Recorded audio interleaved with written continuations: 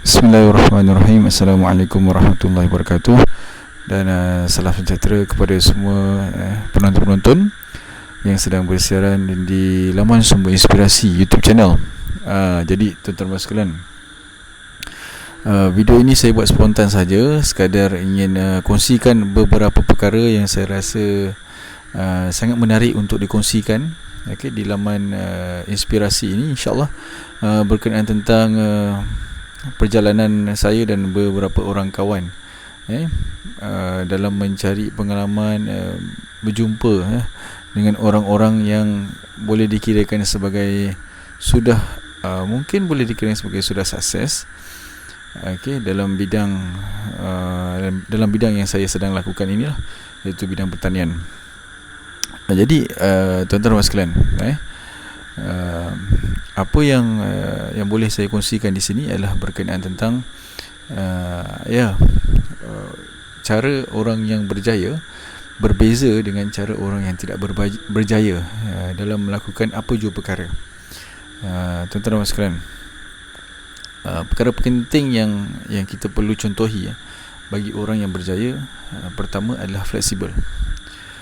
Orang yang berjaya, saya tengok mereka bila berdepan dengan problem, mereka tidak meletakkan diri mereka dalam satu keadaan saja ataupun dalam satu cara saja. Bila berdepan dengan problem itu, dia akan ada pelbagai cara, pelbagai option yang boleh dipilih dan dilakukan dalam menangani masalah tersebut. Dalam bidang apa pun sebenarnya kita pasti akan berdepan dengan masalah, itu sudah tentu lumrah. Sebagai orang kata apa, sebagai seorang makhluk Allah Subhanahu Wa Taala pasti akan berdepan dengan masalah. Apatah lagi kita sebagai manusia akan diuji dan sebagainya. Jadi bila kita berdepan dengan masalah, beza orang berjaya dan orang tak berjaya. Orang berjaya dia ada flexibility bila berdepan dengan masalah. Orang yang tidak berjaya, dia akan stuck. Dia akan anggap hanya ada satu cara saja untuk berdepan dengan masalah tersebut. Tapi orang yang berjaya, dia akan ada pelbagai cara untuk menangani masalah tersebut. So bila dia ada pelbagai cara, maka di situ dia akan ada perbandingan mana cara yang terbaik, mana cara yang paling tidak efektif. Jadi itu benda pertama. Jadi bila dia berdepan dengan masalah dan bila dia berjaya mengatasi masalah tersebut, dia akan naik ke level yang seterusnya. Tapi orang tidak berjaya, bila dia stuck dekat level 1, kat situlah dia. Jadi begitu juga mereka yang sudah di level 2, contohnya, mereka pasti akan berdepan dengan masalah yang lain, dan cara untuk dia mengatasi masalah tersebut tentulah berbeza ketika dia di level 1. Dan kalau orang yang berada di level 2 ini, contohnya, mereka masih lagi memegang, orang kata apa, dan dia tentu biasanya mereka sudah ada, orang kata apa, flexibility tu sudah tentu ada. Jadi itu jika diteruskan di level 2 akan naik ke level 3. Jadi apa yang sebenarnya saya nak kongsikan di sini adalah tuan-tuan dan sekalian, semua orang sudah ada benda perkara tersebut. Cuma bagaimana keinginan yang kuat, keinginan yang ada, desire yang orang kata apa, bukan mengharapkan nafsu, bukan mengharapkan nafsu semata-mata, tapi orang kata apa, potensi lumrah diri manusia yang ada itu dimanfaatkan sebaik mungkin. Jadi dia akan dapat menggunakan potensi-potensi ini, flexibility ini. Sebab Allah Subhanahu Wa Taala tentu menjadikan manusia itu sudah, orang kata apa, memang sudah hebat, berbeza dengan makhluk-makhluk yang lain. Jadi tidak mungkin ada manusia yang memang lemah, ada manusia yang ini saja yang kuat, tidak. Tapi tentu masing-masing ada kelebihan masing-masing. Jadi itulah pertama, flexibility, yang mana orang berjaya mereka sangat fleksibel dalam berdepan dengan masalah. Yang kedua, tuan-tuan dan puan sekalian, saya tengok orang yang berjaya ini, dia ada sifat, orang kata apa, bukan baik hati tapi ya memang baik hati itu bagus, tapi dia ada sikap baik, dia ada dia pandai berhubungan dengan manusia. Maksudnya ya, ada tak anda bila berdepan dengan orang yang anda rasa anda tak selesa nak berhubungan dengan dia, dan ada orang yang anda selesa berhubungan dengan dia. Jadi orang yang berjaya daripada yang perjalanan saya ni selama 3-4 hari ni, saya jumpa orang-orang yang boleh dikatakan sebagai berjaya, yang boleh, orang kata boleh generate income yang banyak dalam bidang pertanian ini. Okey, mereka sangat pandai berhubungan dengan manusia, daripada sudut layanannya, daripada sudut cara cakapnya. Jadi anda bagaimana? Saya bagaimana? Tapi adakah anda nak letakkan diri anda, kalau anda masih belum lagi mampu, kita masih lagi belum mampu menguasai, orang kata apa, bagaimana cara nak bercakap dan sebagainya, kita boleh belajar. Jangan kita letakkan diri kita di standard itu saja. Tidak, kita boleh belajar bagaimana untuk meningkatkan kita punya skill kita berhubungan dengan manusia. Dan ini yang ada pada orang berjaya. Dia ada masalah, dia tidak duduk di situ saja, dia mencari jalan. Dengan keupayaan fleksibel yang dia ada, dia akan menggunakan segala potensi dia untuk memilih cara yang terbaik di kalangan cara-cara yang ada untuk berdepan dengan masalah tersebut. Jadi tuan-tuan sekalian, kalau kita nak ke depan lebih jauh, kita kena perbaiki bagaimana cara kita berhubungan dengan manusia. Adakah kita ni terlalu sangat, orang kata apa, garang? Garang bagus, cuma ada part yang kita garang saja, ada part yang kita tak boleh garang. Cara sopan santun kita, bagaimana kita melayani tetamu, bagaimana kita melayani orang. Saya tak ingat kata-kata yang bagi saya sangat bagus. Kita jangan terlalu diam, kita jangan terlalu bising, biar kita tengah-tengah. Jangan terlalu diam, jangan terlalu bising. Maksudnya kita jadi orang tengah-tengah. Ada keperluan, ya, bila kita berdepan dengan seseorang, kita bagi kata-kata yang baik, kata-kata yang menyedapkan hati orang yang mendengar.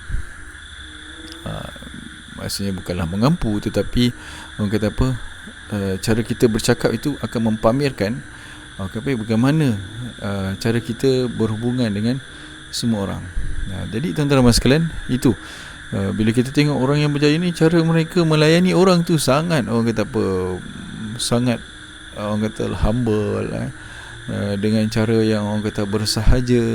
Dan ini benda yang kita kena latih kalau kita belum ada lagi. Jangan kata anda tidak akan ada, tapi semua orang akan ada jika dilatih. Tapi kalau dah memang sedia ada, itu anugerah. Tapi kalau belum ada, bukan tak ada langsung, boleh ada, perlu dilatih. Jadi itu perkara kedua. Orang yang berjaya ini, cara mereka berhubungan dengan manusia itu sangat baik. Jadi kita kena pelajari. Kalau saya nak share sini terlalu banyak, iaitu dengan kita perbaiki keyakinan kita, confidence kita, suara kita, memek muka kita, besarkan jiwa kita, banyakkan memberi. Itu antara, orang kata apa, cara-cara bagaimana untuk kita meningkatkan cara kita berhubungan dengan manusia. Itu yang kedua. Yang ketiga, iaitu terlalu banyak, tapi saya nak kongsikan 3 ini dulu buat masa ni, kena malam sudah, orang kata apa, sudah lewat.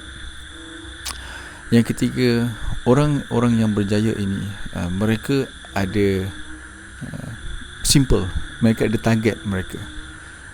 Mereka jelas terhadap apa yang mereka nak kejar.